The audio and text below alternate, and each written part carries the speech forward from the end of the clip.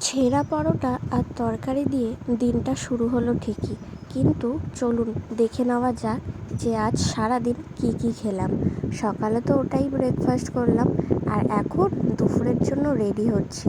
একটা ইনভাইট আছে তো, আজকাল প্রচুর ইনভাইট বাড়ি খাচ্ছি আমরা।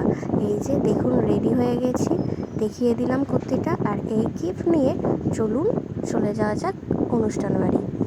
প্রথমেই পড়ে গেছে পাতা, টিস্যু আর বোতল। তার সাথে করলা ভাজাটা কেমন করে একটা ভেজেছিল যেন, ভালো লাগছিল।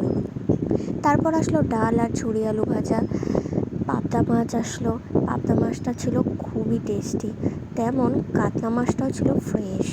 লাস্টে চলে আসলো চাটনি আর পাঁপড়, আর লাস্ট পাতে তো দই, মিষ্টি দই, রসগোল্লা।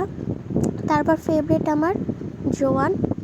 একদম সন্ধ্যাবেলা চলে এসেছি, এই যে দেখতেই তো পাচ্ছ ফুচকা।